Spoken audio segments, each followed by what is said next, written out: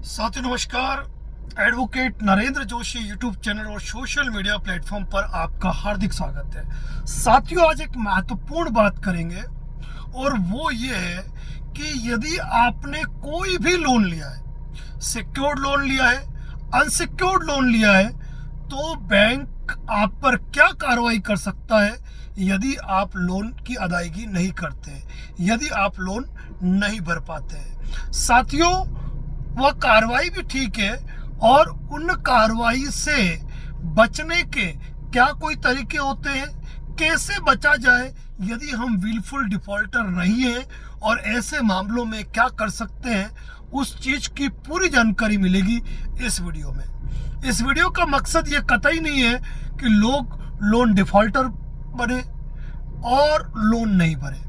हम प्रत्येक व्यक्ति से ये कहना चाहेंगे, यदि आपने कोई लोन लिया है तो लोन लेने से पहले ये सोचें कि आप उस लोन की ईएमआई का भुगतान कैसे कर पाएंगे, क्या उसकी मासिक किस्तों की अदायगी आप समय पर कर पाएंगे, तो ही आप लोन लीजिए।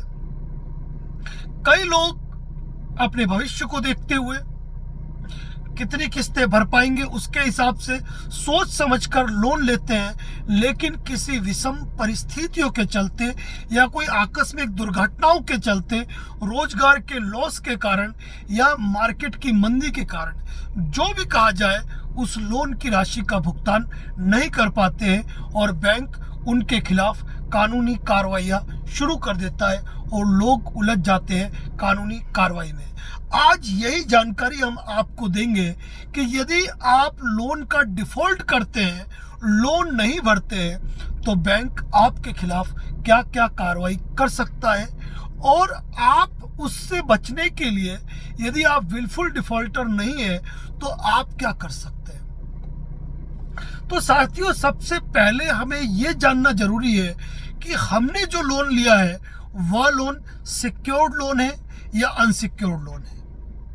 अनसिक्योर्ड लोन से मतलब यह है कि बैंक ने केवल आपके क्रेडिट हिस्ट्री को देखकर, आपका बेटर सिविल स्कोर देखकर या आपकी आमदनी देखकर आपको लोन दे दिया और बदले में कोई भी प्रॉपर्टी अपने पास गिरवी नहीं रखी।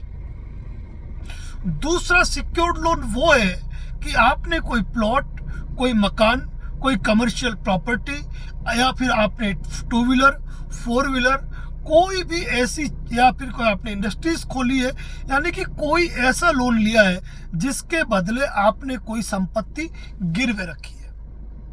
अब यह दोनों ही तरीके के लोन पर अलग अलग तरीके से बैंक अपनी कार्रवाई करती है।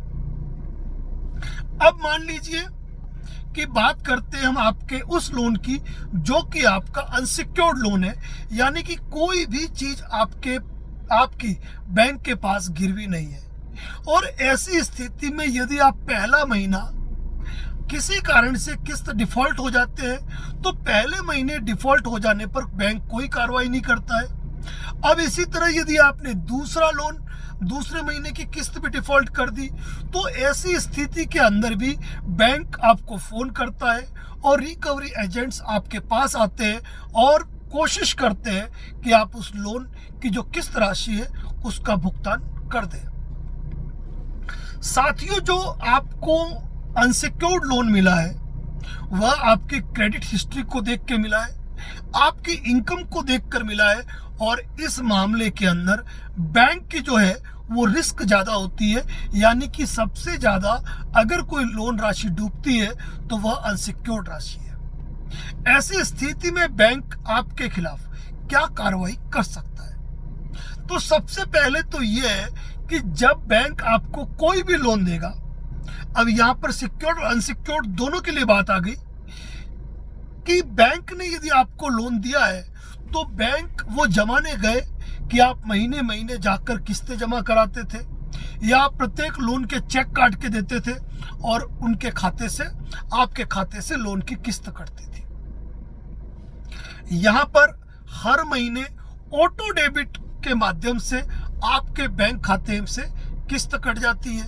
अब मान लीजिए आपके बैंक से कोई किस्त नहीं कटी और आपका ऑटो डेबिट, यानी कि जो ईसीएस NACH जो कि आपके अकाउंट से प्रति महीना कटना था वह आपका नहीं कटा और आपका ECS बाउंस हो गया। ऐसी स्थिति में कंपनी आपके खिलाफ section 25 the payment and settlement act का केस फाइल करती है। या यदि नेशनलाइज बैंक है तो आपने जहां लोन लिया है उसी एरिया के अंदर ये केस फाइल किया जाता है। लेकिन जो NBFC कंपनियां है यहाँ पर वो क्या करती है, यह केस करती है उनके हेड ऑफिस में। चेन्नई हेड ऑफिस है चेन्नई, यानी व्यक्ति ने कर्जा लिया बूंदी से तो केस होगा बेंगलोर में, लोन लिया आपने उदयपुर में तो केस होगा चंडीगढ़ में। यानी कि जहां आप पहुंच भी नहीं सकते हैं आसानी से और जो आपके लिए असुविधाजनक हो, ऐसी जगह section 25 the payment and settlement act का मुकदमा किया जाता है।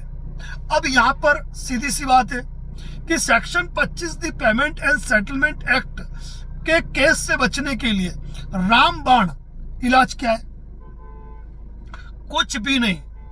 जब आपके पास section 25 the payment and settlement act का नोटिस आए, आप उस महीने की किस्त जो है, जो कि आपके नोटिस में लिखी हुई है, उस राशि का आप बैंक ड्राफ्ट बनवा दीजिए और बैंक ड्राफ्ट बनवा कर आप उस ब्रांच में जाकर जमा करवा दीजिए या फिर अपने एडवोकेट के लीगल नोटिस रिप्लाई के साथ कि आपका section 25 the payment and settlement act के अंतर्गत इस महीने की मासिक किस्त की बाउंसिंग का नोटिस प्राप्त हुआ था, तो वह किस्त राशि हमारे द्वारा बैंक ड्राफ्ट के माध्यम से आपको भेजी जा रही है और उसकी कॉपी अपने पास रख लीजिए।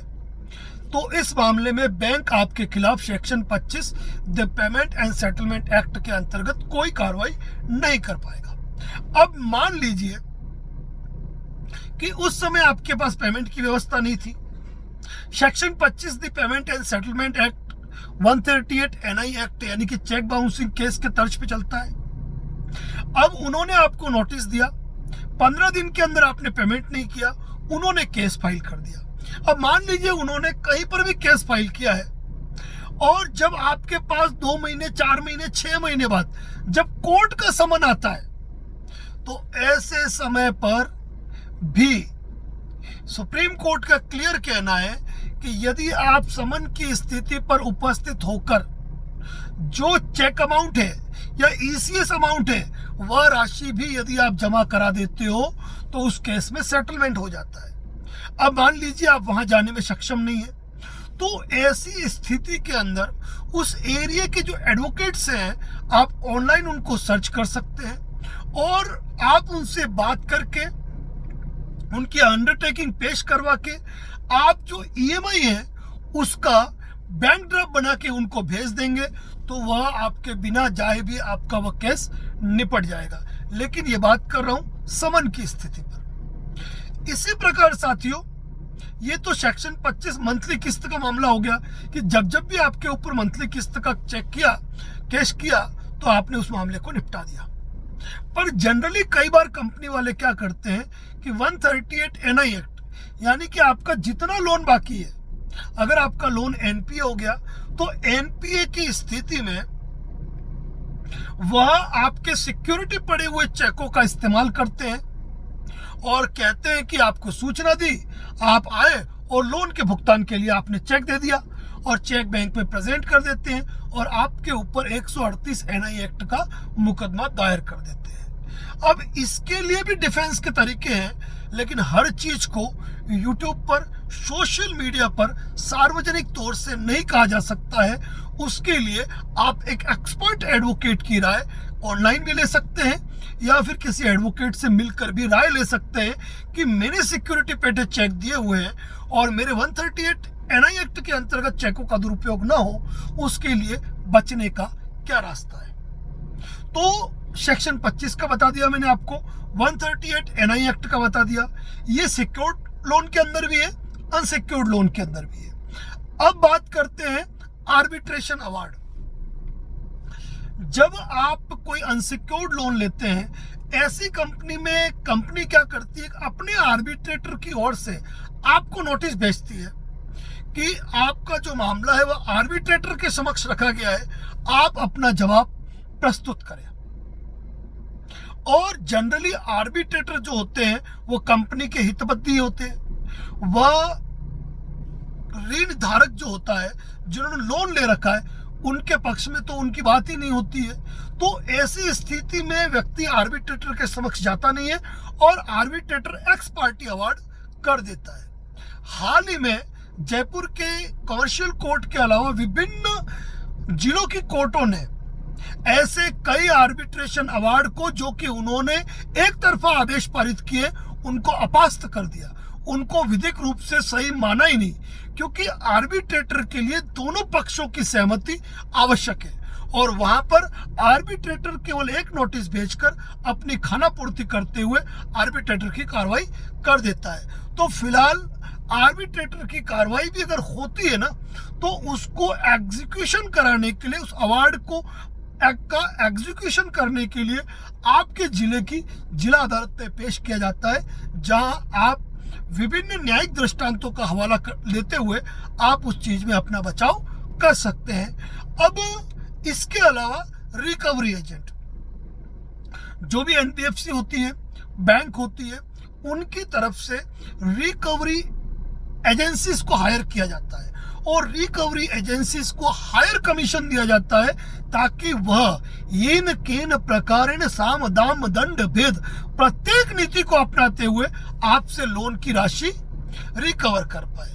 तो रिकवरी के जो लोग होते हैं वह कई बार वैसे तो आते हैं, प्यार से बात करते हैं, ढंग से बात करते हैं, लेकिन उनका तरीका ये होता है कि उस व्यक्ति को डिफेम होता है, वह आस पड़ोस के अंदर अपने आप को जलील महसूस करता है और कई बार रिकवरी एजेंट गुंडागर्दी की भाषा इस्तेमाल करते हैं, अभद्रता की बातें करते हैं, गाड़ियां उठा ले जाने की बातें करते हैं, घर में घुसकर मारपीट जैसा प्रयास करते हैं। तो उसके लिए भी कई वीडियो हमारे चैनल पे पोस्ट है कि ऐसी स्थिति पे आपको क्या करना चाहिए, रिकवरी एजेंट से आपको कौन सा आईडी कार्ड मांगना चाहिए, वगैरह वगैरह। और यहाँ पर यदि रिकवरी एजेंट आपके वहां पर आकर इस प्रकार का कोई एक्ट करते हैं तो उनके खिलाफ आप पुलिस कार्रवाई भी कर सकते हैं। कंपनी को आप लीगल नोटिस भी, बैंक को लीगल नोटिस भी दे सकते हैं कि असामाजिक तत्वों को आपके घर पे नहीं भेजा जाए, अन्यथा आपके द्वारा उनके खिलाफ कानूनी कार्रवाई की जाएगी। रिकवरी एजेंट के लिए और बैंक के लिए भी निश्चित समय, निश्चित तरीका दिया गया है और उसी तरीके और उसी समय के आधार पर आपके घर पे या आपके कार्यालय उपस्थित हो सकते हैं। उन्हें कोई अधिकार नहीं कि बीच रास्ते रोक कर आपको जलील करे, परेशान करे, हैरान करे। अब आते हैं, अब ये तो बताया मैंने आपको अनसिक्योर्ड लोन के बारे में। अब वह लोन जो सिक्योर्ड है, यानी कि आपकी प्रॉपर्टी गिरवे पड़ी है।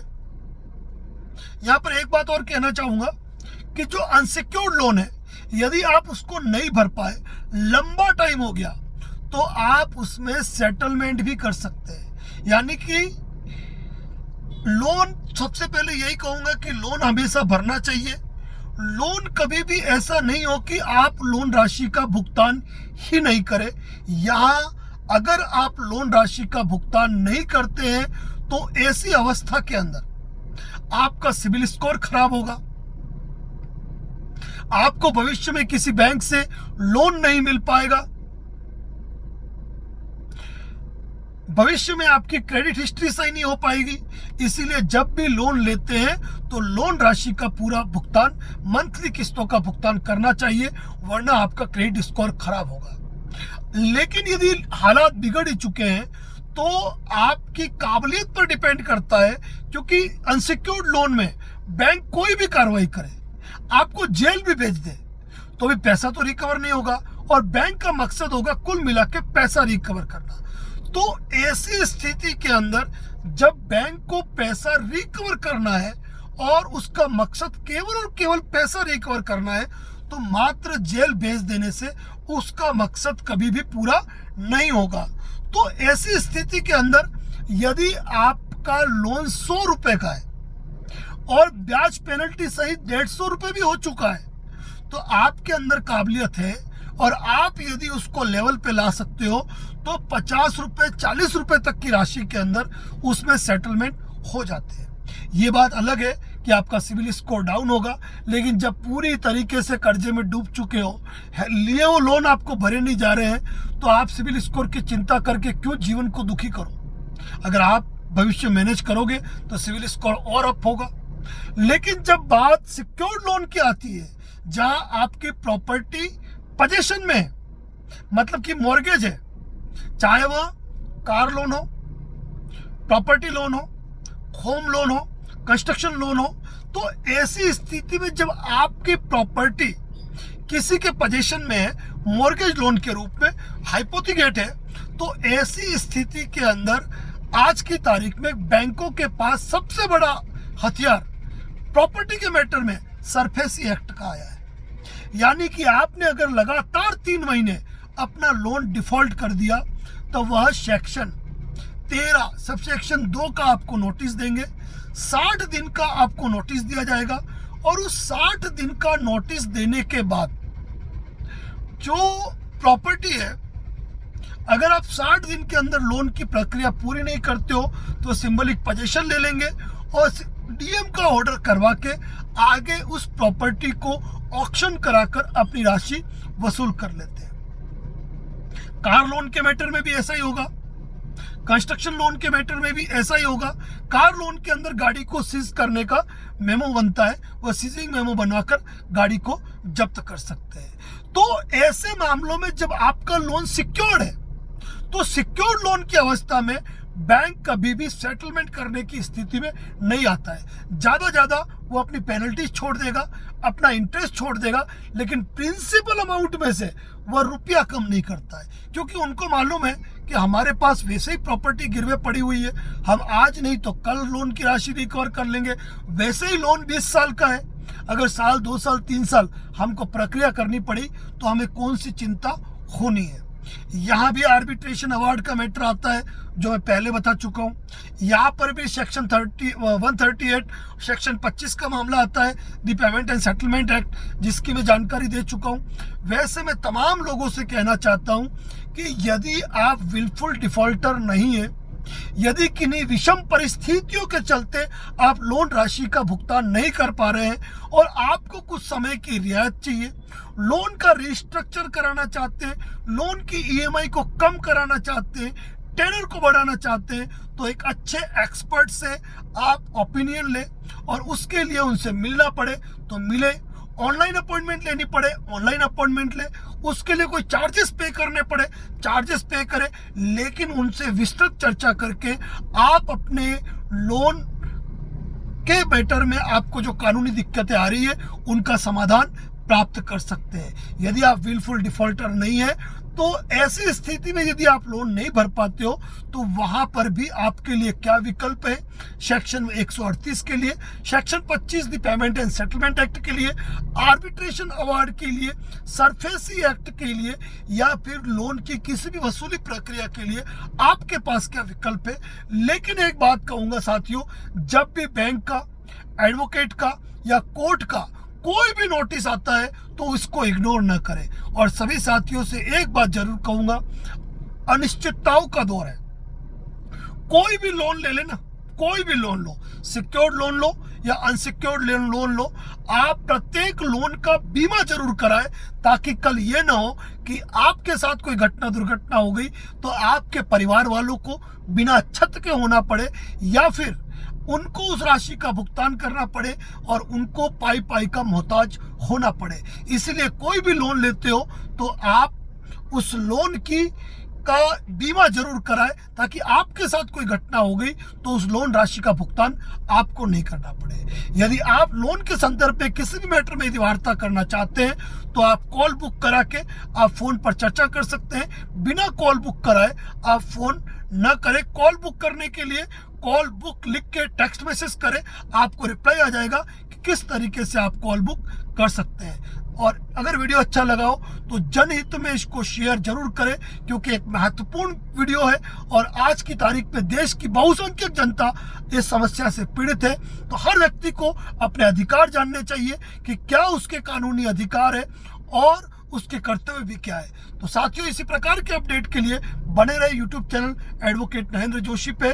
चैनल पे नए हैं तो सब्सक्राइब जरूर करें। धन्यवाद। जय हिंद, जय भारत, जय मेवाड़।